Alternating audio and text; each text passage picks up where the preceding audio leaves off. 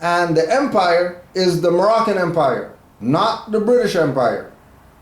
The British Empire are rogue. They're not really the empire. Just like the Elder Taj Bey schooled people and made it and really let something sink in that slipped us for many generations. Queen, Princess Diana, whoever. Prince William and all these people. They put out there many years ago, the sun never sets on the British Empire. Sun never sets on the British Empire. That means the British Empire is going to go on forever. And then people look at it and say, well, they have a mom, and then they have a grandma, and the grandma passed power to the mom, and the mom passed power to the sons, and then the sons passed the power to the children, and then those children passed power. I guess it could go on forever. And that's not why. The sun never sets on the British Empire, because the British Empire inherited the Moorish Empire. Because the British Empire was part reason for the Moors not being in Europe. Because they had their little stuff going on, claiming that don't call these people Moors. There's so much blackamoors here, don't call them blackamoors anymore. You need to call them something else. And stole the birthright. So this subordinate jurisdiction of Morocco doesn't have any authority to make any claims relative to Moors, because they're subordinate to Moors. Why do you think they're stuck in that kingdom over there, and their kingdom is only that little jurisdiction? And again, you cannot have a kingdom without an empire. So if they're saying they're Moroccan kingdom, what empire are they part of that makes them a kingdom? They have to be part of an empire if they're saying they're a kingdom. So what kingdom? Now, let's go on another level. With these same jackasses that are going to go to the Moorish American, that are going to go to the Moroccan embassy to find out if Moorish Americans are really Moroccan citizens. How about we ask the House of Representatives? Let's hear what the House of Representatives have to say, since they've been around and they've put something on the record since 1933 with regard to Moorish Americans. So House of Representatives has more clout. House of Representatives has more say about Moorish Americans than Moroccan embassy does, because they only came about in 56. So let's hear what, and just look up House of Representatives, right? Philadelphia, Harrisburg, Pennsylvania. 130th of the General Assembly, Legislative Journal, Commonwealth of Pennsylvania, May 4th, 1933. Mr. Watkins, Mr. Speaker, or Mr. Watkin. Mr. Speaker, I desire at this time to call up Resolution 75, Printer's number 1034. The resolution was read by the clerk as follows. The resolution was read by the clerk as follows. 1933, remember, 1933, stock market stuff and all that. 1933.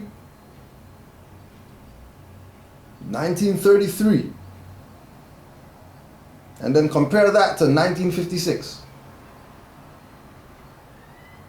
See who has the superior claim with regard to Moorish Americans. These individuals, Nania Shabu Il, FBI informant, agent, whatever, or House of Representatives. In the House of Representatives, April 17, 1933, Many sons and daughters of that proud and handsome race, which inspired the architecture of northern Africa and carried into Spain the influence of its artistic temperament, have become citizens of this nation. So we don't need to be citizens of some goddamn kingdom of Morocco. Why? Because we are citizens of this nation. What nation? The Moorish nation. Which there is such a thing. In the city of Philadelphia, there exists a Moorish American society made up of Moors who have found here the end of their quest for a home, and of the children of those who journeyed here from the plains of Morocco. I thought we weren't Moroccans. I thought we weren't Moroccans, Moroccan embassy. If we journeyed from the plains of Morocco, and we are who our ancient foremothers and forefathers were, and they came from Morocco, then we're Moroccan. The question is, where do you guys come from? Moroccan embassy? You guys came about in 56. Where were you guys in 1933? Where were you guys in 1940? Where were you guys in 1900s? Where were you guys who claimed to be Moroccan embassy? Where were you in 1800s? Oh, you were part of the Moroccan Empire, so shut the hell up. And FBI agents, shut the hell up too. Talking shit. This society has done much to bring about a thorough absorption by these people of those principles which are necessary to make them good American citizens.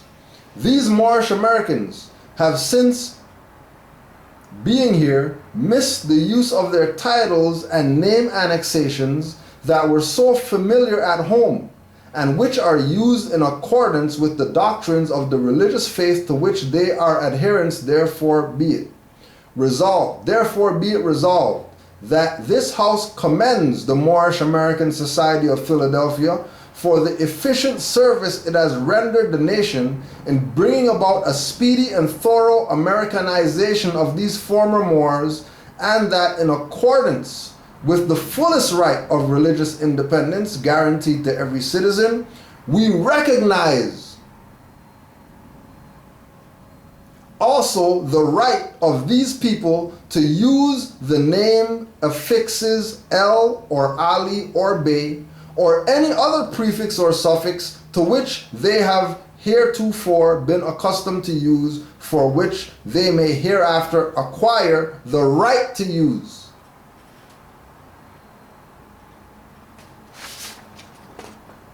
On the question, will the House adopt the resolution? It was adopted. Dirty Moors trying stuff. Just tell them, FOH, your BS. We're not some mere believers. The question from Sister G. If the Moors are crying out justice, justice, justice, what is justice for the Moors? What does justice look like? What does nationalizing look like for a Moor on Canadian soil under a Canadian government? Now, what is justice for the Moors?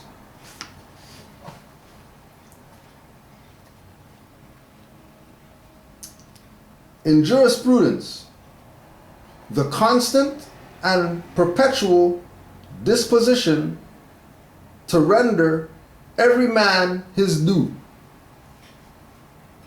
That's justice for the Moors. Every man getting his due,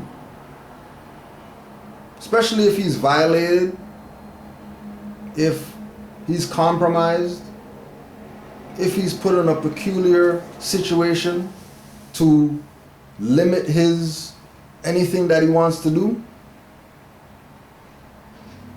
Justice for us is making sure that that individual gets their due, whoever's been violated. But remember that the individual violated better have a nationality if they want justice. Because you ain't getting any if you don't.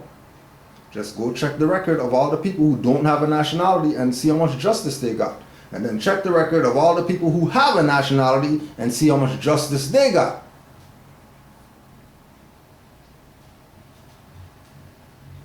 What does justice look like? Justice, in common law, the title given in England to the judges of the King's Bench, and the common pleas, and in America to the judges of the Supreme Court of the United States and of the appellate courts in many of the states. It is said that the word in its Latin form, justitia, was properly applicable only to the judges of the common law courts, while the term judex designated the judges of ecclesiastical and other courts.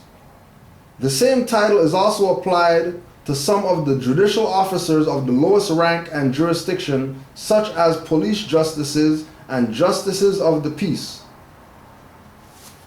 So when we say, when you ask, what does justice look like?